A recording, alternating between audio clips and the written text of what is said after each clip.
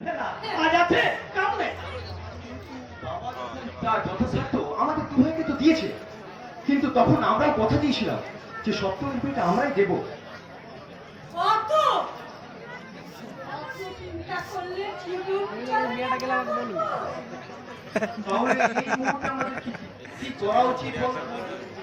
আরে তোকে যে ফের বুক করতে আমি ওই তাহলে পাঠিয়েছিলাম সেটা তুই কি করলি সেটা বল। আরে অ্যাডভান্স করে আজকেই করে এলাম। এখন তো ক্লাসে দুটো পাসপোর্ট ক্লাস একদম রেডি আছে, যে কোনো দিন উঠলেই হচ্ছে। Very good very good. তাহলে একদম দেরি নয়, আজই আমি ফের বুকের জন্য আমি ব্যাংকে দরখাস্ত করে দেব। আমার প্যানার চেষ্টা করছে বড়দা, যদি পেয়ে যায় তাহলে লোকে করে চিন্তা করে আবার লোকে করে পাবো। তাই কেন হয় ঠাকুরকে, তাই কেন হয়? আমি তো দিন না আমি তো মাতার কাছে মানত করেছি, তাই ভাবছি সামনে শনিবার তোমাকে তুলেই নি আমি আমি শুনেছি তার আটকের মায়ের কাছে যা চাওয়া যায় তা বলছি বড়দা, তোরা দু ভাই মিলে যদি আমাকে 1000 টাকা ধার দিই না না করতে না এগুলো লাগলে ঠাকুরজি, ওই ভগবান তোর নাচে করে বাবার পুরি দেওয়ার চিন্তাটা করে দিতে পারবে না। আমি তো সব কিছু সেটাই বুঝতে চাই। পূজা আচ্ছাতে যদি সব কিছু হতো তাহলে মানুষ ডাক্তার উকিলের পিছনে টাকা খরচা করতো না। না তো 1000 টাকা দিল এত ভিড় লাগছে বাবা, আমার মনে চাইছে। আরে তাহলে আমি অত টাকা খরচ করবো না। পারে না? এই না টাকা আর গাড়ি ফ্রি দিয়েছে। এতগুলো টাকা তুমি দেবে কেন?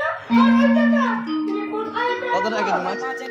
অমরকে মাসে মাসে 50 টাকা করে মাইনে দেয়, আমি সেটা থেকেই জমিয়ে রেখেছি। আমি রাজা না, ওই টাকা তুই এই ব্যাপারে খরচা করতে পারবি না।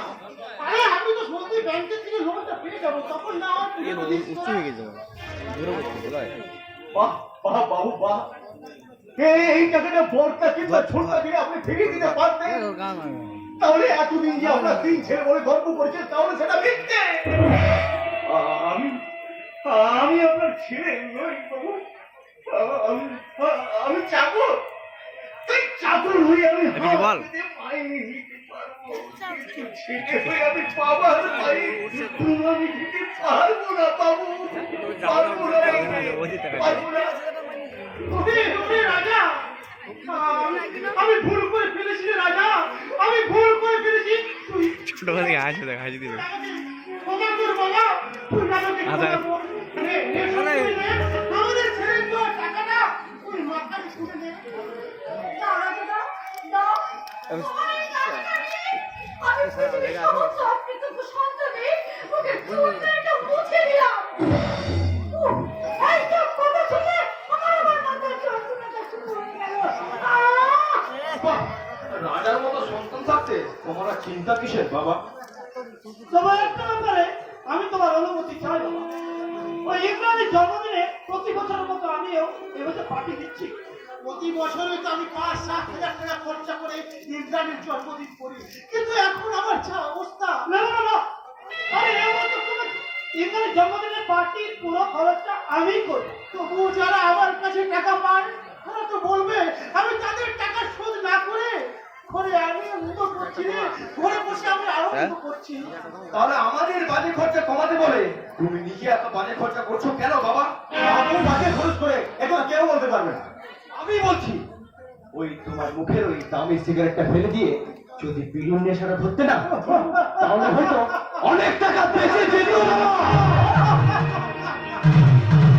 এই ছোট্ট ডাক্তারের সংসারের জন্য হাজার হাজার টাকা খরচা করলেও এই সহজ হিসেবটা বুঝতে পারিনি, তাই এই ভুলটা ধরিয়ে দেওয়ার জন্য আমার এই হিসাবে সন্তানদের আমার হাজারো সেনা, আমার হাজারো সেনা। যা, আজ থেকে আমি এই নেশাটার না কবি না, তবু আমি হাসি না, আমি আমার মনে জোর নিয়ে আবার আমি সত্য হয়ে জিতবো, আমি আবার জিতবো রে সত্যবি, আমি আবার জিতবো। এই সত্য ডাক্তার কখনোই হাঁটতে পারে না, কখনোই হাঁটতে পারে না।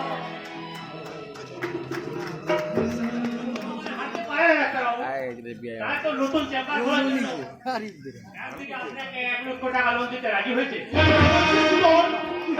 হ্যাঁ, এইমাত্র ওদের তো কথা বলে ফর্মটা আমি নিয়ে এসেছি। এটা ভর্তি করে কাল সকালে আপনি দিবেন। কিছু লাগবে না ডাক্তারবাবু, আপনার এই দুই ছেলে জামিনদার হিসাবে ফর্মে সই করতে হবে।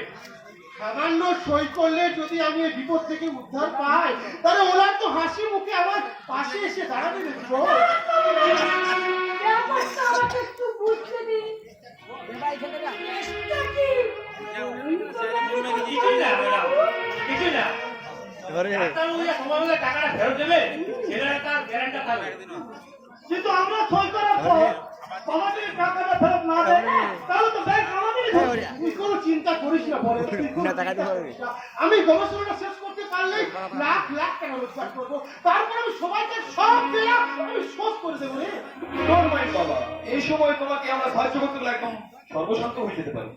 বাবুরে বিপদের দিকে তোমার নিজেদের কথা ভেবো না ছোট বাবু, সইটা করে দাও।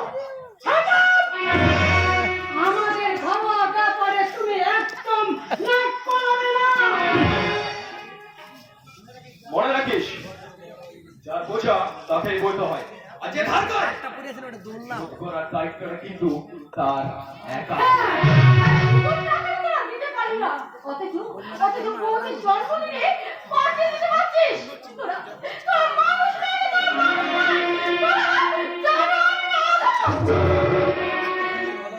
মুখ সামনে কথা বলিস তুমি। এতদিন দোকান থেকে প্যাকেট প্যাকেট সিগারেট নিয়ে খেয়েছো বাবুর নামে, আর তার মুখ থেকে তুমি সিগারেটটাই কিনে নিলে। অত কথা দরকার নেই বাবা, তুমি আমার বাড়িটা বিক্রি করে আমার সমস্ত টাকা শোধ করে দাও। না, বাড়ি বিক্রি করা একদম অসম্ভব। কারণ বাড়িটা তো ঘরটা থেকে বন্ধক দেওয়া আছে। টাকা কি হয়েছে? আমার বাড়িটা 2 লক্ষ টাকার অনেক বেশি। আমি ঘর থেকে টাকা দিয়ে দেবো বাড়ি বিক্রি করে। সরকারবাবু যে আপনার বিরুদ্ধে একটা মামলা করে বসে আছেন, আপনি খবর দেখেছেন? আপনারা মামলা করেছেন, কিন্তু আমরা তো কোনো নোটিশ পাইনি। ওইটাই তো তুলে উকিলের ক্যাপাসিটি।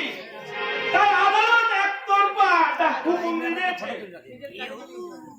1 মাসের সময়ের মধ্যে টাকা না ফেরত দেন ভদ্রলোককে, তাহলে আমরা আপনার বাড়িটা পাক করে নেবো। আরে টাকা বাবা বুঝবে। আমি তো বলছি বাবা, আমার টাকা বাবা আমাকে ভরতবাবু কথা দিয়েছে। আমি ভরতবাবুর সাথে আপনি আমার হয়ে কথা বলেছেন তো? হ্যাঁ বলেছি, ভরতবাবু বলেছেন কাগজপত্র নিয়ে আপনাকে দেখা করতে। জয় তারামা, জয় তারামা, জয় তারামা। বড় ভালো খবর নিয়ে এসেছেন উকিল বাবু। আপনি কিন্তু আজ এখানে শুধু খেয়ে দিয়ে যাবেন।